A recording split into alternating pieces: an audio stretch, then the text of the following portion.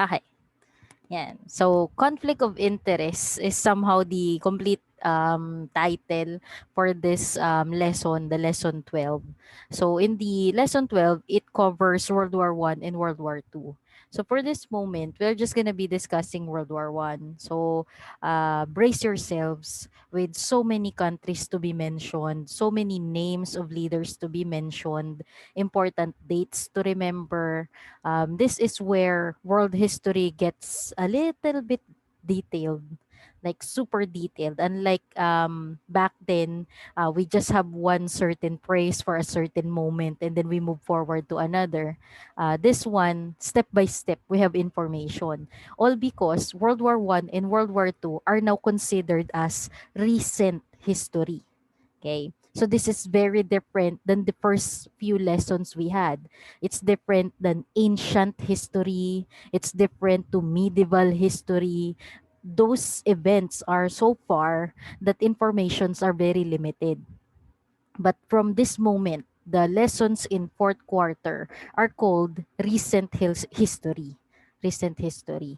So these are like the events wherein up until now, there are people that are alive who witnessed this event. So that's how you categorize recent history. That if you know a person who's still alive that witnessed this certain situation or scenario.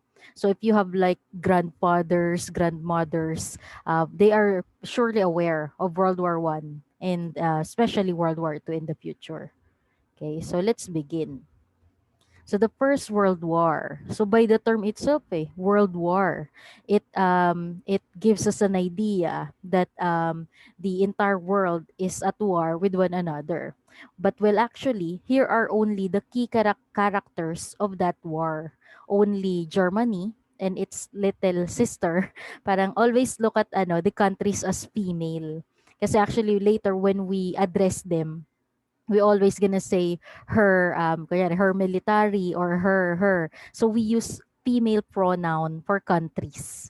Okay, maybe because of the idea of motherland, so we use female pronouns for countries. So imagine Germany, and then Germany has like a younger sister, which is Austria-Hungary. So back then, if you have your map with you, take a look at Austria and Hungary. Back then, Austria and Hungary is considered as one country. Okay, so one country. But now they are separated to be independent nation of their own. But anyway, Austria-Hungary is always pro-Germany. Okay, and then another character in this world war is Russia, Serbia, France, Italy, and Britain, and soon later, United States of America.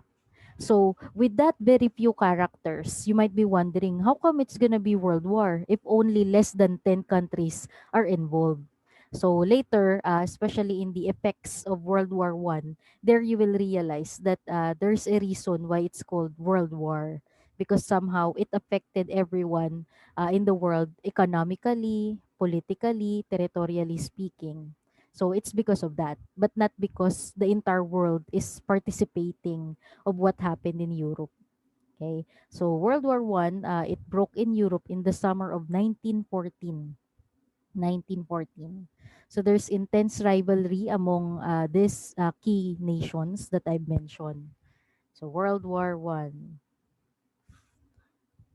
So here are like the important people that you should actually remember. They are like the reason why World War One somehow happened. So in the Allied force or the group of Russia, Britain, Italy, and France, here are their leaders during this time. So these leaders are actually somehow the decision maker. So if wasn't because of their decision, there should not be world war, right? But because they somehow decided to launch war, so yun, so we have to remember their names because it's their decision. Now I want you to pay particularly with their image. Take a look at Nicholas II of Russia, this, and George V of Britain. Now you might be thinking, "Ay teacher, you have an error, you copy the same the same picture," because they super look alike, right? Super look alike. But that's really their picture. they're actually cousins, pero they could actually be they could actually be mistaken as twins because they're so much alike, like they look so much alike. Yan. So Nicholas II is the leader of Russia, and then George V for Britain, Victor Emmanuel II in Italy, and President Poincaré in France. So president already in France, no longer monarchy. Okay. This happened after the series of revolution in France. And then in the central power, so Wilhelm II, Germany, Enver Pasha in Turkey, and Franz Joseph of Austria-Hungary. So this is the information that I'm referring to you, that King George V and Tsar Nicholas II look so much alike. I somehow there's this quote kasi that I get from the internet kasi I want to know why they look alike. So yun, so you'd almost think that they were twins instead of cousins. So that's how much they look alike. The eyes, even the the facial hair. Yun. So anyway, yeah, let's move forward. Now, this is the map of Europe. And I don't have markings pala. Pero here are the countries that are involved in there. So United Kingdom, France, Germany. This is what I'm trying to tell you a while ago. If you have map, try to look at Austria and Hungary. Back then they're considered as one.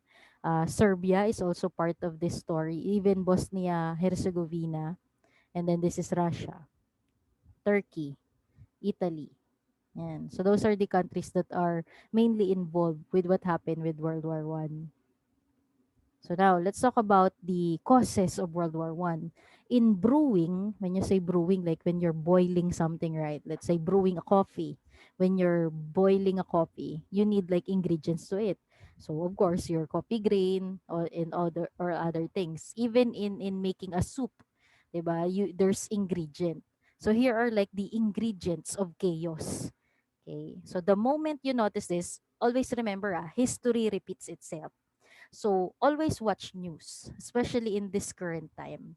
If you notice that these things are already being checked in what's happening in the world right now, there's a big potential that World War III might happen sometime in the future, especially if these checklists were actually able to be somehow completed. Okay. So first, the idea of nationalism. First ingredient, nationalism. Actually, the best definition siguro, strong nationalism. So nationalism brought unity to some nation. So it has actually positive thing that if you're nationalistic, you love your nation so much, everybody love their nation, and there's this idea of unity. However, it could also result to chaos to others. That there are some group of individual who love their country so much, and then there are some group of individual love their country, but they criticize it for improvement. So are you noticing that already in your nation, that there's this group of individual who love their country so much that they turn the blind eye? There's something negative happening, but they did not look that. That there are a group of individual who are criticizing the country for the sake of improvement. So in short, nationalism is not always positive. Okay, there's a side to it that is also chaotic. Okay? And when you say nationalism, there's this sense of great pride. So during this time, people tend to have great pride to where they are born, especially the British. If they are from Britain, they take great pride to that. The Germans as well, the Russians, the French people. So that strong nationalism is strongly embedded to them. Then there's this time wherein tension between France and Germany arise. Okay. So since they love their country so much, of course, the people backing their government in France, and then also the people in Germany backing their government. So to cut the story short with that France and Germany war, so France bitter to the loss in the Franco-Prussia War. So Prussia is the other term for Germany. Okay, so when that war happened, France lost. Okay, and Germany won. So since then, they had that sense of parang bitterness towards Germany with that loss. So they carry that in their heart. Okay, same with other countries that you notice now. In any country that were defeated in a certain battle, they have that certain animosity towards that country. parang ano agad, bad vibes towards that country. So during this time, yun, while in Italy, strong nationalism was embraced. So nationalism also grew in Italy during this time. Okay. Another ingredient to chaos is the colonial rivalry. Meaning to say, those major countries that we discuss, they have their colonies. So those colonies are like par of land, meaning it's not a land that is within their parameter. It's a land par, usually in Asia, usually in Africa. So they take control of those colonies. So it has become now a battle of how much you possess. Diba? So of course, if you're gonna analyze the colonial map, Britain possessed so many colonies in different parts of the world. Okay, followed by France, and then some parts in of Germany also possess some land in Africa, but Germany have a hard time getting some land in Asia because they are a landlocked country. Meaning, they are surrounded by many other European countries, so they cannot really venture out. Unlike Britain and France, they're like connected in sea, so it's easy for them to go to Americas, Africa, and Asia. Yan. So Britain tried to seize the crisis and prevent outbreak of war when there was this disagreement over Africa and Asia. Um, I'm not sure if you could remember your Asian history lecture. Pero that's why this information is very fresh to me because this is also the topic that we have in Asian history. So if you could recall, during the time of Opium War or the time when Japan became very powerful nation, that is the beginning of this colonial rivalries. And so the timeline is associated to that. So France and Britain developed this anti-German connotation and feeling.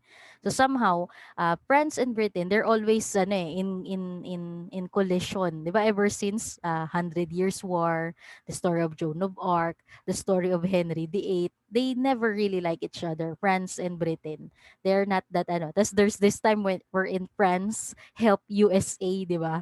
To somehow be detached to Britain. So just imagine the angry feeling of Britain towards France na they're like nosy, parang you're exceeding your line, parang pakialamero, something like that. So they're like very nosy with the business of Britain, so they have that collision. However, they have common denominator, they both hate Germany.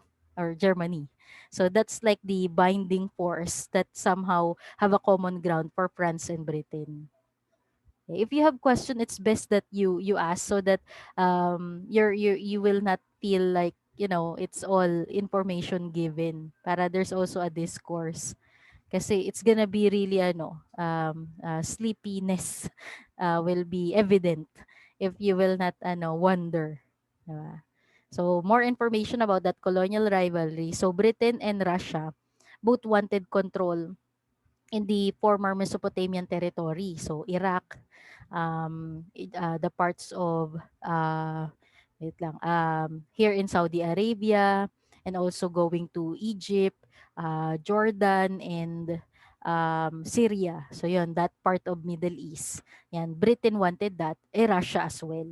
So if you're actually gonna look at the map, Russia and Britain are like in both sides of Mesopotamian region. So they're like they really have the good advantage in that. Yan. Sige, noted, Iha. Yan. So, and then, Europeans competing for sphere of influence in China.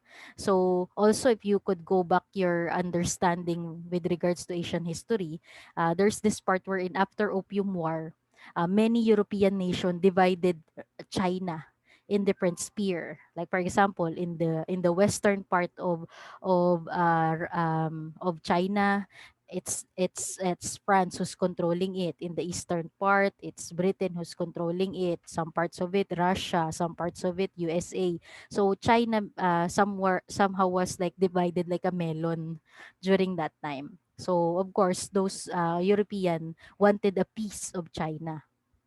Okay, another information under colonial rivalry, Russia and Japan fought over a war in Manchuria. So this Russo-Japanese war that is actually won by Japan. I'm excited to tell this because this is our topic in Asian history later. But anyway, to you, it's just one liner. To later to my grade 7 class, it's gonna be like a complete PowerPoint, very detailed. That's why this portion of history always interconnected with your Asian. So if I'm not tackling it very detailed, all because it's supposed to be mentioned in Asian history. So yeah. So anyway, with that Russia and Japanese war, it was won by Japan, and this holds a record. Huh? Always remember this: Japan is the very first Asian nation who won over European power. Okay, it was never done before. So Japan made that.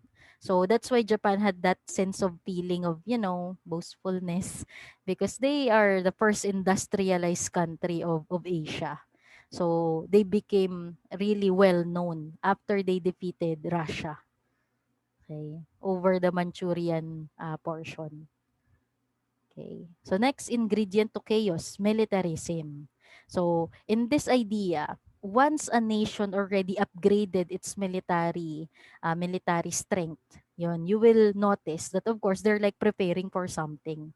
So if a nation is like upgrading some military things, that's another ingredient for chaos. So all powerful nation increase their military spending during this time. So naval rivalry between Britain and Germany. For a long period of time, it's always Britain who's like considered militarized country, especially during this era of World War One. They're like militarized. And then they are actually very surprised wherein they realize that Germany is catching up. If Britain's budget is like around 12% in their military, they were surprised when they realized 73% of German budget during this time was actually allocated to military upgrade. So you will actually wonder why it's like that, 'di ba? So somehow Britain suspected during this time that Germany has a plan. Germany has a plan. Okay, so in 1898, Germany began an ambitious program to increase their military power. As I mentioned, Germany became number two in military power next to Britain. So this actually alarms Britain already. What's up with Germany? Why they are upgrading? They started to invest on tanks, rifle. They even invented some. During that time, there's no such thing as flamethrower, but they invented it. They invented cannon that are in high caliber. So they're like upgrading their weaponry. So it really alarms Britain. So Britain got threatened, and this is the start of the naval race. Meaning to say, even Germany venture out in the idea of seafaring. So even they do not have a close by sea within them, they make sure that they have submarine and ship during this time. So they are not yet perfectly built, but they are really they started somehow perfecting it during this time. And the competition for power and prestige started. Now, next ingredient, the idea of alliances, partnership. So, aside from just being strong and being parang proud of your country, another key ingredient is to know your friends, okay, or have friends, have close ally. So, European powers look for allies. So, the main contributor in this is Chancellor Otto von Bismarck. German Chancellor Otto von Bismarck. So they noticed that Otto von Bismarck started to have alliances in different country, and that actually really alarms Britain, because this German chancellor is like completing a group, okay, a group that will help him. So his chief objective or goal is to isolate France so that it could not take revenge on Germany. So Otto von Bismarck is not really targeting Britain in all his upgrade. He's targeting France. So the main opponent of Germany in here actually is not Britain, but actually France. So this is it has a concept, parang the main concept. The enemy of my enemy is my friend. So, yan. So now let's talk about that, the start of the alliances. Kasi this will really, it will pile up. Okay, so there's like a gradual increase of tension. So take a look at this step by step. So in the 1879, so Bismarck, Otto von Bismarck, also known as the Iron Chancellor, because he's really firm in his ruling. So Bismarck negotiated military alliances between Germany and Austria-Hungary. So there's this dual alliance of the two. They're always they're always partner. So Germany and Austria-Hungary has the partnership. 2 years later after that, he upgraded or she upgraded, he upgraded Bismarck. Bismarck upgraded a secret agreement, okay, with Russia. So if in the eyes of the world, Germany and Austria-Hungary are alliance or allied, in the secret paper, they have actually an alliance with Russia. But Russia do not want to express it to the world or tell it to everyone. So they just keep it a secret. And they call this three group this three member group as the Three Emperors League. But very secret. Only them who knows that. So somehow Britain and France have no idea that actually Russia is with Germany and Austria-Hungary during this time. So in 1882, Bismarck masterminded the Triple Alliance. So this is what the world knows, that Germany, Austria-Hungary, and Italy are the three allied. Okay, they do not know secretly Russia is with Germany and Austria-Hungary. So if you're gonna imagine it, there are four. Okay, Germany, Austria-Hungary, Russia in secret, and Italy. Okay. So, however, within that group, there's this disagreement. So, Austria-Hungary started to argue with Russia regarding the Balkan territories. I'll show you a map. Yan. If you actually look at the map, I put red mark in here. Ito yung the central power. So, Germany, Austria-Hungary, and then they have a secret alliance with Russia. And then they soon recruited Italy. All of them hates France. So France is their common enemy. So if you're gonna look at this, Austria-Hungary in this portion, this is the Balkan region. So this is what Austria-Hungary wants. Russia also wants this part. So in short, even they belong in the same partnership, even they belong in the same alliance, they wanted the same thing. So it's starting to have a disagreement within the group or their alliance. That's why Germany, syempre, as the leader of the alliance or like the main mastermind of this alliance, it's Germany's duty to make sure that the warfare will not actually happen within them. Because their goal is to have a war to the other side, not to within themselves. So Germany quickly reached out and called for an agreement, the Reinsurance Treaty of 1887. In short, Germany solved the territorial dispute of Austria-Hungary and Russia so that they will not fight each other. Okay, so German goal of isolating France was actually successful so far, because if you're gonna look at the map, it seems as though like they're controlling the rest of Europe, and France, you go your way. You just you're not allowed to to mingle on our business, especially with the joining of Italy. Italy could now somehow block France using the Mediterranean Sea, because France has a contact in Mesopotamian region in Egypt, so they go there. But since Italy is like member of the group of Germany and Austria-Hungary, it's their duty to protect the Mediterranean Sea. Okay. So yan. So far, France is really isolated in this portion. And Britain does not care about that because they have their own business. It's France anyway, so what do they care? Okay. So the isolation of France, however, did not last long.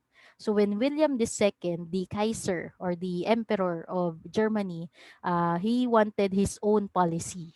So William forced Bismarck to resign in 1890. So there's a change of leadership in Germany. So that is actually very crucial because in making a plan possible, the leader that thought of it should maintain, 'di ba, the leadership all throughout the plan. But since there's this change of leadership, there's also change of approach. So in the reinsurance treaty with Russia, did not actually pursue So remember a while ago when Germany go in between Austria-Hungary and Russia's war, it promised that reassurance treaty. But when William II took over Bismarck, the reinsurance treaty did not actually happen. So Austria-Hungary and Russia's disagreement continues. So for this, Russia joined with France. Grabe, no? Hey, plot twist. What a plot twist. Kasi Russia did not get what he wanted or what she wanted. Kasi Russia wanted the Balkan territory, and then with the change of leadership of William II, did not give the reinsurance treaty. Russia's like, okay, I'll go to the opponent's side. So if we're gonna update now the map, it's not France isolated anymore. Take a look at the central power. Germany, Austria, Hungary, and Italy are now cornered. So this is like actually like like a plot twist of plot twist, because now they are cornered. They're in the middle. Meanwhile, in other fronts, they have Russia, and then on the other front, France. So yan. So yan. Game changing to. So now, the Franco-Russian alliance. So France and Russia signed a military agreement in 1894. So if either France or Russia was attacked by any member of the Triple Alliance of Germany, Austria-Hungary, and Italy, the other nation would come to aid or help. So that's the content of the Franco-Russian alliance, that they are somehow like a solid alliance, that whoever attacked them, they will attack in response. Okay. So Britain remained neutral during this time because she's unbothered. So it's not part of her or of main concern. So Britain is still neutral while the rest of Europe is like warring with one another. But as Germany grew into power, Britain grew threatened. Okay, plus Germany accused Britain of imperialism in Africa during the Boer War. So there's this war kasi also happening in Africa, wherein the white people in Africa are like at war with the native people in there. So parang Germany is like trashing the reputation of Britain, that they are being accused of imperialistic tyrant rule in Africa.